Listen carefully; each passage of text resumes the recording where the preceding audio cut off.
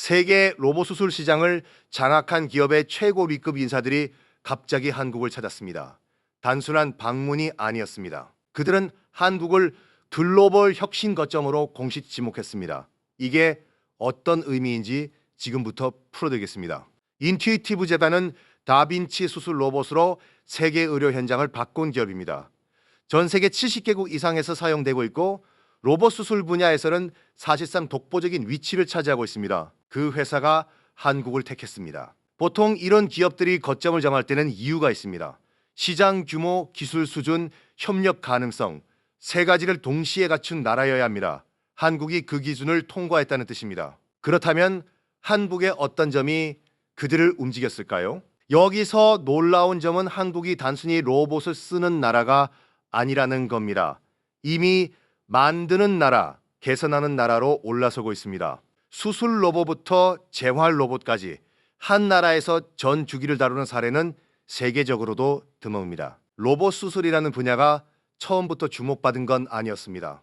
2000년대 초만 해도 수술실에 로봇이 들어간다는 발상 자체가 낯설었습니다. 의사들도 환자들도 반신반의했습니다. 그랬던 분야가 지금은 완전히 달라졌습니다. 현재 전 세계 로봇 수술 시장 규모는 수십조 원에 달합니다.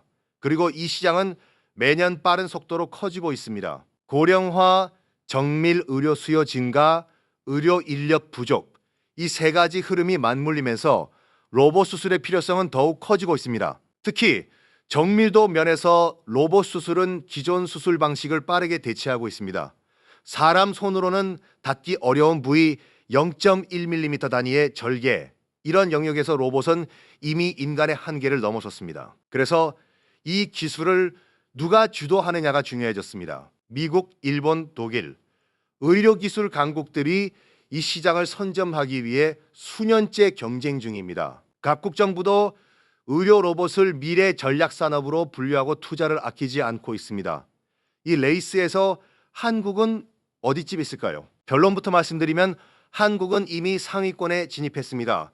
국내 대형 병원들의 로봇 수술 도입률은 세계 최고 수준이고 국산 수술 로봇의 개발도 빠르게 진행되고 있습니다. 그 배경에는 한국말의 독특한 의료 환경이 있습니다. 한국의 주요 대형 병원들은 이미 수천 건 이상의 로봇 수술을 집도한 경험을 보유하고 있습니다. 단순히 장비를 들여온 게 아니라 데이터와 노하우가 축적된 겁니다. 이 경험치가 한국을 특별하게 만드는 첫 번째 이유입니다. 두 번째는 국산 기술의 성장입니다.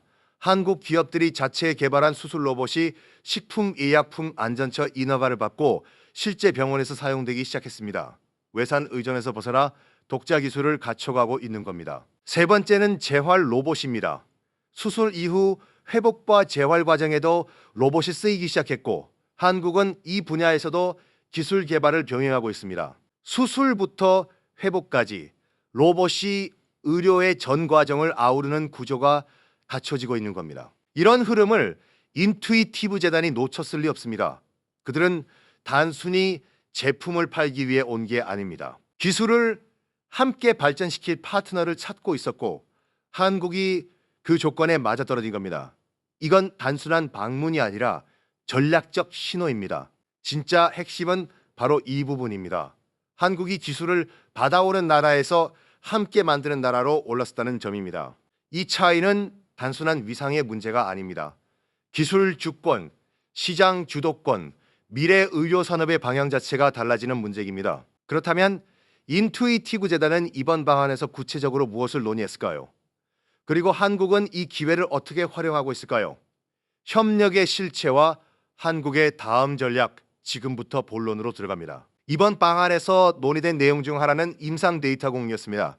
한국 대형 병원들이 축적한 수천 건의 수술 데이터는 로봇 알고리즘을 정교하게 다듬는데 핵심 자료가 됩니다. 단순한 수치가 아니라 실제 수술 현장에서 나온 살아있는 데이터인 셈입니다. 특히 서울아 산병원, 세브란스 병원, 삼성서울병원 같은 대형 의료기관들은 이미 수년간 다빈치 로봇을 운영하면서 독자적인 수술 프로토콜을 개발했습니다. 같은 장비를 쓰더라도 더 빠르고 정밀하게 사용하는 노하우가 쌓인 겁니다. 국산 수술 로봇 분야에서도 주목할 움직임이 있습니다. 국내 기업 미래컴퍼니가 개발한 척추 수술 로봇 큐비스는 국내 허가를 받고 실제 병원에 도입됐습니다. 척추라는 고난도 영역에서 국산 로봇이 쓰인다는 것 자체가 기술 수준을 보여줍니다. 재활 로봇 분야는 더 빠르게 확장되고 있습니다.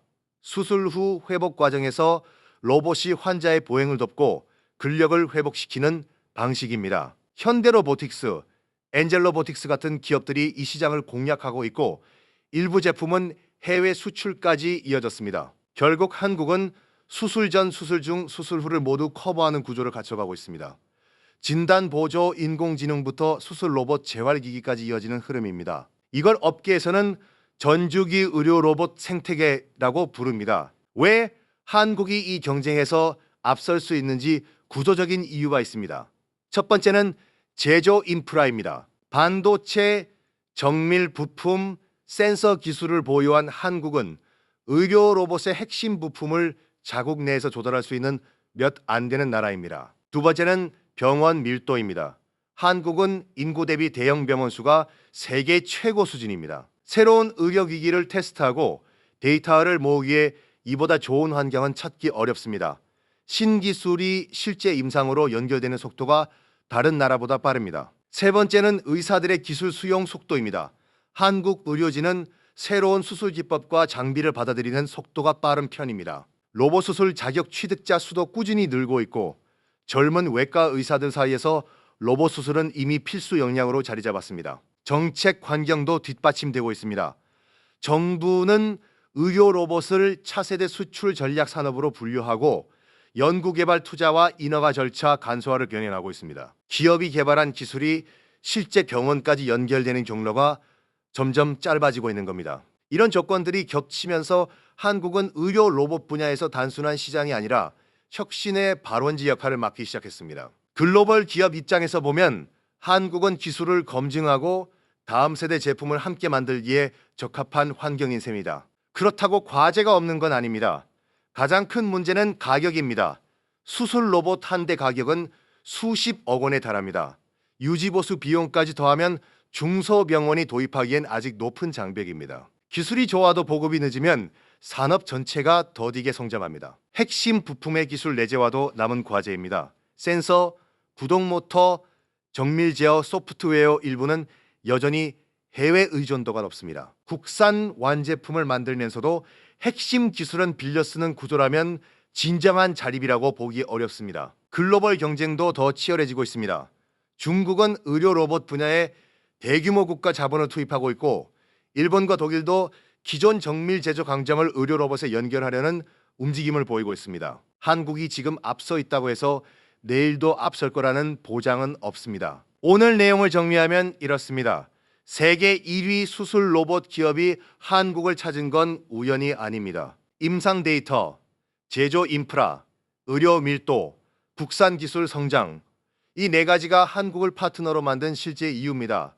과제는 남아있지만 한국이 가장 유리한 위치에 있다는 사실은 달라지지 않습니다. 수술 로봇 시대, 한국이 어디까지 올라갈 수 있을지 여러분은 어떻게 보시나요?